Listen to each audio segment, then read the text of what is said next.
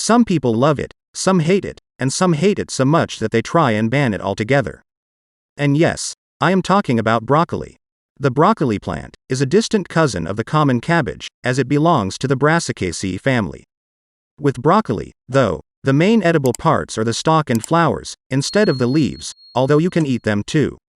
So what is it with broccoli, and why is it so controversial? Let's take a closer look and find out.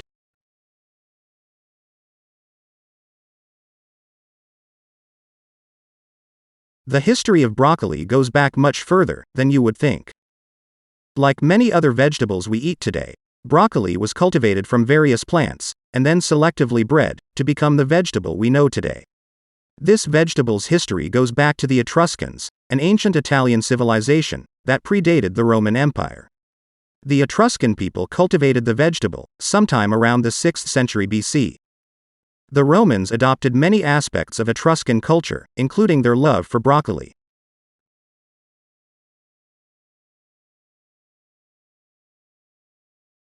As I have previously mentioned, broccoli is a part of the same family as cabbage, a large family that includes cauliflower, Brussels sprouts, kale, collard greens, and kohlrabi.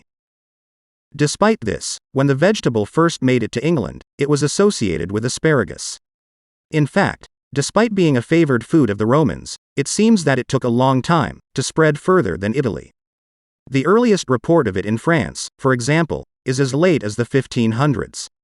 More than 200 years later, it was still relatively unknown in England, with it being called Italian asparagus in a popular gardening dictionary.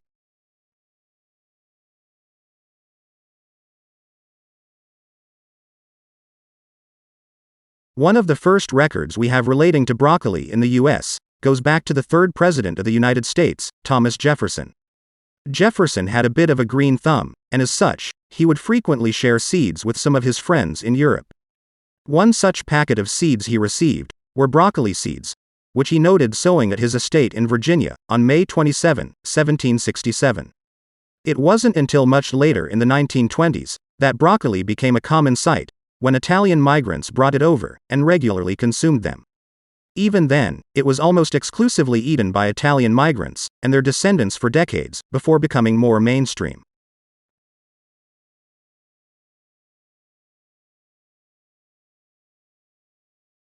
Some people hate broccoli, and then there are people who hate it so much that they publicly declare that they never want to see the vegetable again. Believe it or not, that man was the 41st President of the United States of America, George H.W. Bush.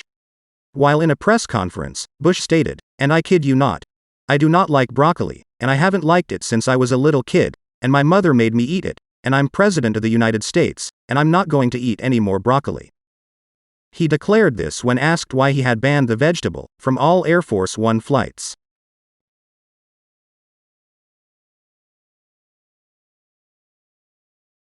First things first, if you know how to cook broccoli well, it can be delicious.